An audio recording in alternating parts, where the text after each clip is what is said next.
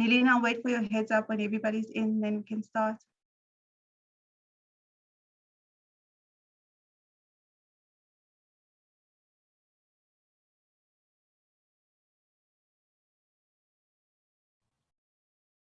Sanaa, I think you can start. Good evening, everyone. Thank you so much for joining us. We really appreciate you making time for this media session. Here at the National Institute for Communicable Diseases, we have put up this press conference to answer some of the questions that we've received during the day. We've received a lot of questions around the new variant, so we've created this opportunity for an engagement, and we look forward to your participation. So without wasting any time, I'm going to introduce myself. My name is Sinenhlanhla Jimoh, and I head communications here at the NICD. And I'm joined by our acting executive director here at the NICD, Professor Adrian Puren. We're also joined by associate professor here at the NICD, Professor Moore, as well as principal medical scientist here at the NICD, Dr. Jinal Bhiman. And we are also joined by Dr. Cathrine Scheepers, who is a senior medical scientist here at the NICD. At the end of the session, they'll be very happy to take your question. The main purpose is to answer as many questions as possible from our media partners. So I'm going to allow Professor Adrian Puren just to give a little bit of background and the purpose of this session. Over to you, Professor Adrian. Thank you very much, Sinenhlanhla, and thank you to my colleagues for being part of this press conference. And thank you and welcome to this really technical briefing that we want to focus on tonight. As you know, the NICD has been supporting the National Department of Health in terms of its surveillance activities, and you've probably seen all the various briefs that are either circulated to you or that you have on our website. An additional and an important part of the activities of the NICD is, as part of a broader network, is really then to follow what is happening to the virus itself in terms of its particular evolution. And as you have, I'm sure, know or do know already, that the variants have certainly been a critical association as we've been through the various resurgences. And so it's really important that we continue to monitor what is happening with this virus in terms of its particular evolution and what it will currently mean. And so we really are appreciative of the fact that you are here tonight to gain a bit more insight into what we have noted as part of our ongoing surveillance with regard to the lineage that has been identified and the implications thereof. So I think I'm going to have, without further ado, I'm going to hand over to, I think it's Jinal that will start off our presentation. Thank you very much. Good evening, everyone. Thank you so much for joining. I just have a very short brief set of slides to share with you. I hope you can all see my slides and hear my audio clearly. Yes. So I'm great, thanks, Penny. So I'm just going to present an update on the C.1.2 lineage, and I'm doing this really on behalf of the Network for Genomic Surveillance in South Africa. It's a consortium of multiple laboratories that are all really working very hard together to continually monitor the evolution of SARS-CoV-2. This is just showing you where we got our data from in terms of the genomic data and also any other case data. So in terms of genomic surveillance, over the course of this pandemic, this graph really shows how many sequences we have generated as a network. All the way from starting at the beginning of March 2020, where we had very low numbers, relatively low numbers, and then the number of genomes really tracked quite nicely with each of our successive epidemiological waves. And then just to highlight that we've generated over 16,000 SARS-CoV-2 genomes from specimens in South Africa. As you probably all are aware, the Delta variant has been dominating our third wave and does continue to dominate. So this graph is showing on the vertical axis percentage, and then apologies, my axes are dropped off, but on the horizontal axis is weeks in 2021. So you can see here, we started picking up the Delta variant, and then this tracks quite nicely with our third wave, where we see very large number of sequences belonging to this variant. Then in purple over here is actually the C.1.2 lineage, which we first started detecting around the beginning of May. And it has been increasing in frequency, but it remains at relatively low frequency. If you look at the, sorry, I can't see this graph actually. If you look at the graph here on this side, you can see the frequency has been increasing per month, but still only less than 3% of our sequences belong to this lineage. And then this little table shows the mutational profile of the C.1.2 lineage in comparison to other variants of concern or variants of interest. So up at the top here is the C.1.2 lineage, and each of these little alphabets or dashes indicate a mutation that is found in the spike protein of the virus. And then we've listed as well underneath that all the other variants of interest or variants of concern, all their mutations as well. And so you can see there are some instances where we have overlapping or shared mutations between all of these variants of interest or variants of concern. But what kind of flagged this for our attention was that there were quite a few mutations that had arisen in the C.1.2 that were not present in any other variants of concern or variants of interest. So there are some shared mutations, but also some unique mutations, which, you know, is why we are monitoring this lineage. And that's just really the summary that I wanted to share in terms of the main points of our preprint that you all have been alerted to, that, you know, Delta continues to dominate infections in South Africa.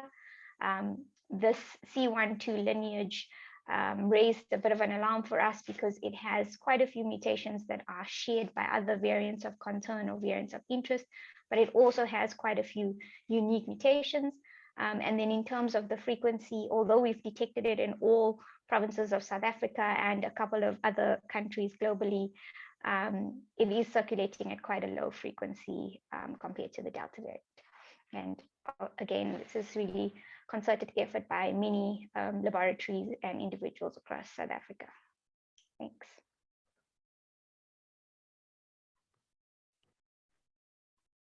Thank you so much, Dr. Bhiman, for that very high-level overview of your research and your findings. Really appreciate it. And I think media colleagues like myself have, and the public as well, have a lot of questions around the public health implications of finding this detection of this variant. And I'm going to hand over to Professor Pennymore to take us through what some of the implications are for vaccinations in South Africa. Prof, over to you. Yeah, thanks, Sine, very much. And thank you to all of you for joining us. I think many of the questions that are coming up in the press, and I'm actually going to speak very briefly because I think it's important that we focus on your questions. But many of the questions are around the implications of this variant for the vaccines that we have in South Africa. So basically, will the vaccines that we have in South Africa still work? But I think you take a step back, it is important, as Jinal's already pointed out, to emphasize that C.1.2 remains a very, very low minority variant in South Africa. At present, the pandemic in South Africa continues to be dominated by Delta. As Jinal pointed out, C.1.2 does have some mutations that concern us. Some of them are very familiar to us. These are the same mutations that we see in variants of concern, such as beta and delta. And so we do have some understanding from studies of those variants of what we might expect C.1.2 to look like in terms of what we call phenotype. So how it will behave in terms of the vaccines that we have. Those experiments are ongoing, and so we cannot say definitively at this stage that it's more or less sensitive to antibodies than Delta, for example. But I think what we can say is that based on our experience with variants across the world, and based on our considerable experience now testing the various vaccines that are present in South Africa and are being rolled out in South Africa, is that it seems that many of these variants that emerge and will continue to emerge, and that's something we can discuss, do seem to show reduced efficacy when reduced sensitivity to the antibodies that vaccines trigger. But the most important thing, I think, to emphasize again and again is that despite the emergence of variants such as Beta, which dominated the second wave, and Delta, which continues to dominate this wave, all of the vaccines happily managed to maintain their efficacy against severe disease and against death. So I think probably the most important thing that we want to emphasize in this press briefing is that C.1.2 is present at very low levels. At this stage, we do not have experimental data to confirm how it reacts in terms of sensitivity to antibodies.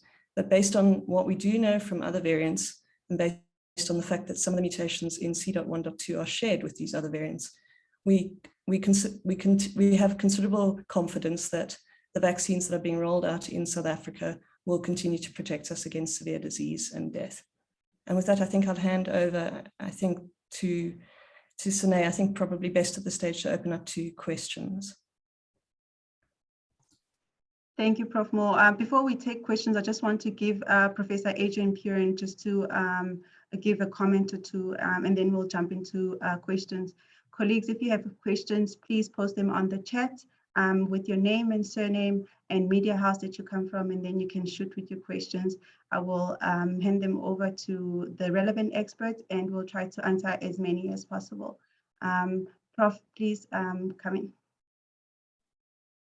Thank you very much, Sinenhlanhla, and thanks, Penny and Jinal, for laying out the picture for us. So our intention was really to present the science to you. It's really to allay any concerns, because again, I think understanding what the variants are about and the potential that these variants may have is really important for you and the public to understand. Our intention is not to create any panic at all, because I think Penny has already outlined the fact that our current vaccines are really potent and effective in terms of preventing severe disease and death. So from that particular perspective, I think it's important to really then re-emphasize the fact that all those non-pharmaceutical interventions remain critical for us to adhere to. And of course, getting people vaccinated is really going to be really a critical and important role, because we don't know really whether this particular variant will be important, but it may be other variants that may well come along. But it's important for you to get a sense of what this variant is about. Its particular potential, as Jinal has said, is that it shares combinations of mutations that are present both in variants that we all have already experienced and have been exposed for, and variants of interest as well. So I think from that perspective, I hope that we've given you a broader picture and our current understanding, and more information will, I'm sure, be released in the next week or so to really either allay our concerns and or provide more information as we go along. So thank you very much. And we can hand over to you for the questions. Thanks, Sinenhlanhla. All right, thank you so much, Prof. We do have one question from Nadine, and I'm going to ask Dr. Cathrine Scheepers to assist with this question. Nadine wants to know, Nadine is from INews on CakeNet. She would like to know if there's any evidence that the new potential variant is more transmissible. Hi, thank you very much for the question. So right now we don't know. There is some shared, so Penny was talking about mutations and Jinal was talking about shared mutations with variants, other variants. Some of those mutations that we see in other variants have been linked to increased transmission. So it's possible that this variant also has an increase in transmission, but we don't yet know that. And again, just to reiterate that although we've seen it since May, it's still at very low levels, but we continue to monitor this virus and its spread. Thank you so much, Doctor. So the questions are coming in quite quickly. So I've got a question from Tanya from Sunday Times. She wants to know why there's no Greek name yet for this variant. I don't know who would like to take the question. I can take it. So variants get assigned a Greek name when they're classified as a variant of concern. So you get different classifications for new types of the SARS-CoV-2 variants, and you reach the classification of a variant of concern once that virus has spread significantly either within a region or globally, or if we have evidence that there is either a different phenotype associated with this virus, and that could be increased disease severity or increased transmission. And so this virus, because it's still detected only at such low levels, it's not yet classified as a variant of interest or a variant of concern, and so won't yet have a Greek name. But again, we continue to monitor this, and yeah, we'll go from there. Thank you so much. I've got a question for Dr. Jinal Bhiman. It's from Erin Bates from Business Day.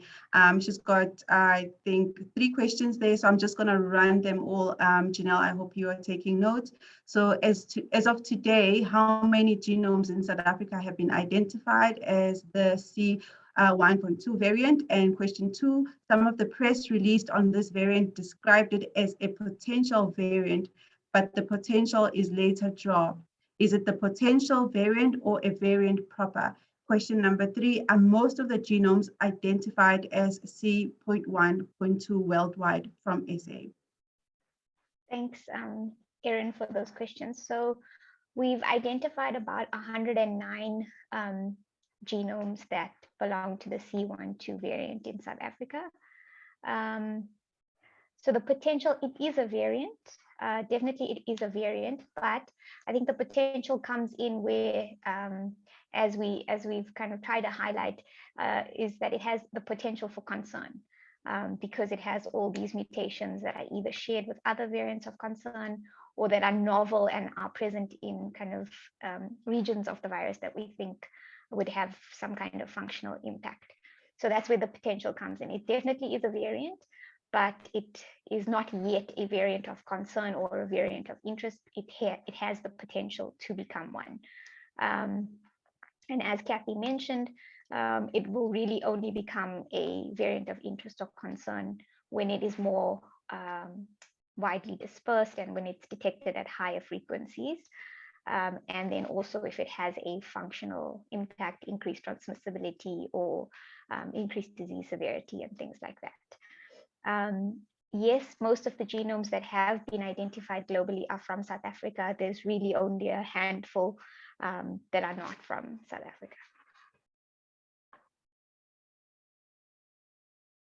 All right, thank you for that. I'm going to go through to the next question, which is from Nicole.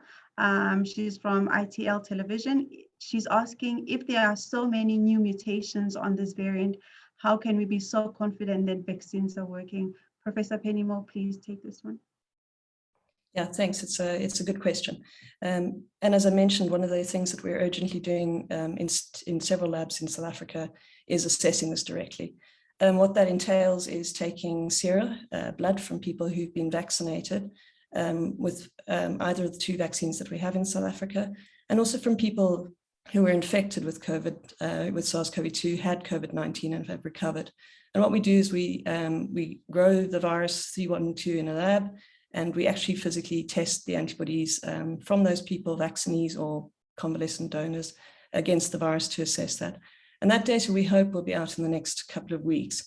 But the reason that we are fairly confident that despite the number of new mutations that we're seeing is several reasons, but the 2 most important probably are that, as we've mentioned, several of these mutations are mutations that we know. We have a lot of data from a lot of the other variants, and we know the effect of these mutations on the virus. So we can, to some extent, predict the effect of those mutations even in the context of C.1.2. And the other reason is that protection from severe disease is mediated by a separate arm of the immune system, often from the antibodies that we hear so much about in the press, T cells. And T cells are much more tolerant of mutations. There's considerable emerging data from many labs across the world that shows that although you may see a reduction in the ability of antibodies to bind to many of these emerging variants, T cells, which are the ones that do protect you from severe disease, T cells maintain almost all of their activity against the variants that we have so far. So while we don't yet have hard data, and we're working as hard as we can and as quickly as we can to get you those answers, this is the reason that we remain fairly confident that despite the number of increased mutations in this variant, is that the vaccines that we have will still protect against severe disease. Thanks. Thank you, Prof. While you're still on, I have a question from Tanya. So she's seen a preprint from Professor De Oliveira suggesting that the frequency is low, but that it is gaining traction at the same rate as the Delta did in the early days. So from this, can we assume that it will grow exponentially? So I think that the preprint that that Tanya is referring to is in fact the preprint that it's the same preprint that we're talking about. As Jinal showed in her graphs, it is at a very low frequency. If you remember the purple slices of that graph, it's at somewhere between 2 and 3%. But as we track it, it is gaining slightly. This is the reason we're watching it with such interest, is that it is doing to some extent what Delta did at the beginning of the second wave. At this stage, it's impossible. It's crystal ball stuff. And we've learned from this pandemic not to predict what variants do. So at this stage, we are watching it carefully. We're counting the number of genomes. We're counting where the genomes are and tracking this variant. But at this stage, I do not think that we can say anything beyond that. We are watching it extremely carefully. Thank you so much, Prof. I want to bring in Prof. Adrian Puren. I've got a question from Nobukhanya, if you don't mind, I'm going to break up your questions. You've sent us 5 questions. I'm going to break them up because they have to be responded to by different experts. So question 5 from Nobukhanya, Prof, is based on, so she's asking, is there any need at this point to review lockdown restriction in anticipating for what will come from this variant? Thank you very much for that question. No, I don't think that there's any need at this time. I think all the regulations that are required in terms of managing this current third wave or resurgence is in place. And I think regardless of the variant at this time, I don't think that there's any need for us to reconsider what is actually currently happening in terms of our current controls and the variant. I think it's going to be more or less around what's happening in the individual provinces. As you know, it's a more heterogeneous resurgence that we're currently experiencing. So I think it's more likely that our focus is going to be around what we can do in each particular province, but it's not really going to be influenced by the current variant at all. I would like to also emphasize again, those key points are around those non-pharmaceutical interventions and really encouraging people to be vaccinated. I think that that's going to be very important. Thank you very much for the question there. Very important. Thank you so much, Prof. I have a few more questions from Nobukhanya from Jacaranda. Dr. Bhiman, if you could please answer these ones. So she wants to know which provinces has the C.1.2 lineage been dominant in? So just a breakdown of that provincially. And secondly, she wants to know, scientists have referred to the lineage have mutations similar to previous variants. She's asking, why is this significant? I'm not sure I understand that question. And she's asking further if this is a precursor to it being classified as a variant of concern. Thanks for those questions, Nobukhanya. So in terms of dominant provinces, I wouldn't say there is one where this is more dominant than the other. And this is simply because our sequencing efforts are not equal in all of our provinces. So for example, we do have much better coverage in Gauteng and KwaZulu-Natal and the Western Cape than we do in some of the other provinces. So we obviously therefore have detected this variant or this lineage in many more sequences in Gauteng. So I wouldn't say that says that it's more dominant in Gauteng. I think it's more reflective of our sequencing efforts. So in terms then of the mutations and the mutations that are shared with other variants of concern. So this is important because we know what the impact of those mutations are in the other variants of concern. Because they've been circulating for a while, they've infected a large number of individuals. So we really have been able to, number one, pinpoint what is the impact of individual mutations in these variants of concern. And then number two, what is their combined impact in a particular lineage or in a particular variant. So that's why when you see another lineage that's emerging that has similar mutations, we become concerned. Similarly, simply because we already know that they have a kind of detrimental impact. And then the last question was, sorry, was that the frequency question? At what point does it become a problem? So in terms of assigning this as a variant of interest or a variant, well, firstly as a variant of interest and then as a variant of concern, it has to be present at around 20% of sequences for it to become a problem, or for it to become something that, for example, the WHO would classify then as a variant of interest. So at this point, still relatively low, so not an issue, but at least 20% is the typical cutoff.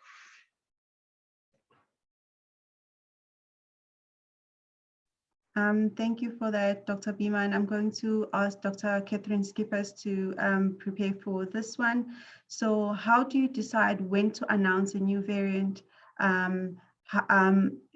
like you are doing with this one, or not, especially given the risk of the impact on sentiment in tourism and travel restriction? There have been many mutations seen in South Africa and globally which have not been announced, and some foreign epidemiologists have downplayed the importance of this one.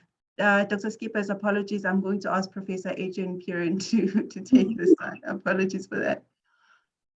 Yes, I think it's really, thank you very much for the question, and I'm sure Cathrine can add to that as well as Jinal. I think that the intention is really just to say that we are monitoring, and I think we need to be transparent that this is what we are currently doing. This is what we have identified, and as Jinal and Cathrine have outlined, that there are changes on this particular virus, or this particular lineage, that we know are part of mutations that we've seen for the variants of concern, of variants of interest. So I think it's really critical for us to be aware of that and not be caught on the back foot.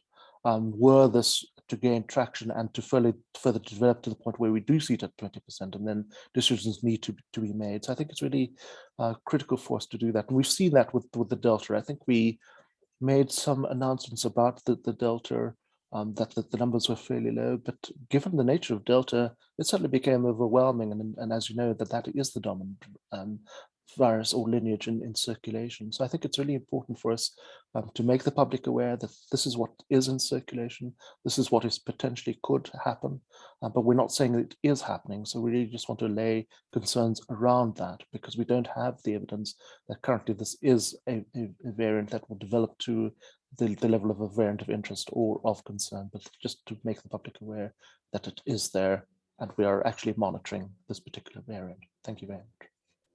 Thank you so much, Prof. Dr. Scheepers, this one is really for you. It's from Christian Duplessis. He wants to know, would it be fair to describe the C.1.2 as the most mutated variant in the world? So from the data that we have seen, so what we do is we compare the sequences that we've detected to what we see globally circulating. And this particular variant C.1.2 has up to 59 mutations across its entire genome.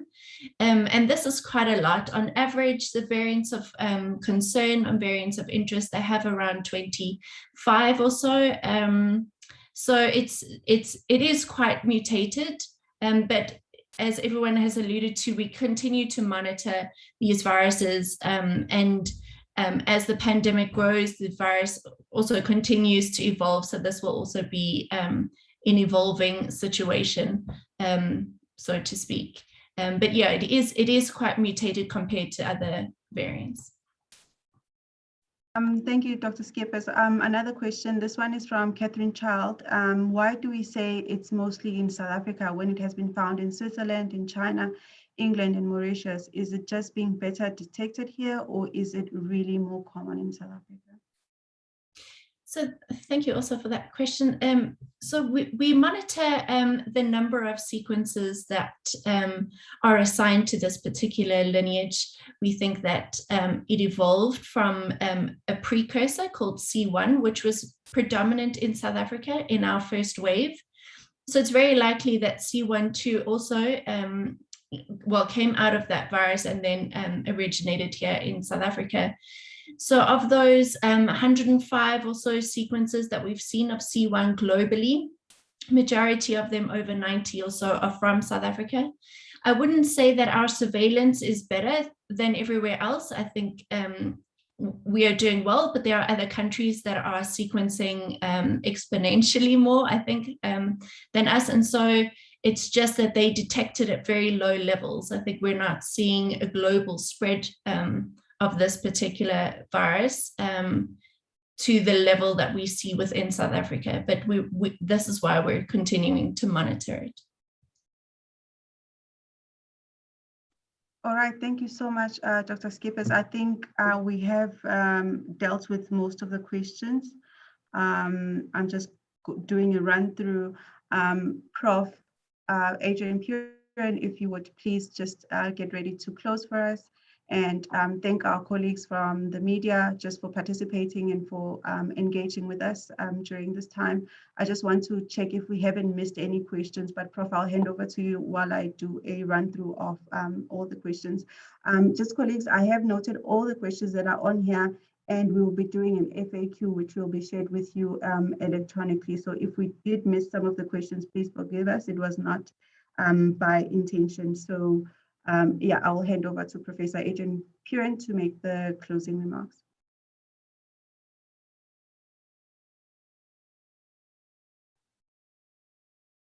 Prof, you are on mute. Yes.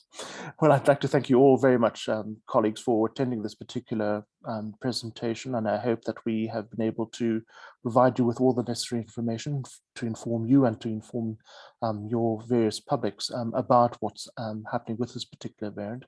Our intention, as I said, was really in the interests of scientific transparency in terms of saying what is in circulation and what are the potential implications. We understand that these announcements do have implications around, for example, the economy and with regard to travel, but we hope that we've laid the concerns that this will be monitored and that we are aware of the implications around this particular variant, but that I think we need to be in a state of preparedness, and of course still emphasizing the fact that all those regulations in terms of the non-pharmaceutical interventions, the vaccinations, are really critical in order for us to control the variants. It's not going to go away. We will see other variants arise, maybe even different variants, maybe even more potentially harmful variants in terms of vaccine responses. But at least at this particular point, we have at least the theoretical knowledge as to what will happen with regard to the outcomes of our laboratory experiments, but we hope that we can confirm these. So thank you very much again for your attention. I'd like to thank all our speakers. Dr. Cathrine Scheepers, thank you so much for making time. Dr. Jinal, Bhiman, Professor Moore, as well as Professor Adrian Puren. We're really grateful for your time today. And we want to thank, as the NICD, all our media colleagues as well for your engagement and making time in such short notice to attend this media Q&A. The intention was to answer as many questions as possible for you, and we hope we're able to do that. Furthermore, like I've said, we'll produce an FAQ based on some of the questions that you've asked and the answers from some of our experts that will be shared with you electronically. Also, this press conference recording will be made available to you via our YouTube channel. So I would like to thank you so much as I close this meeting. Thank you. Thanks, everyone.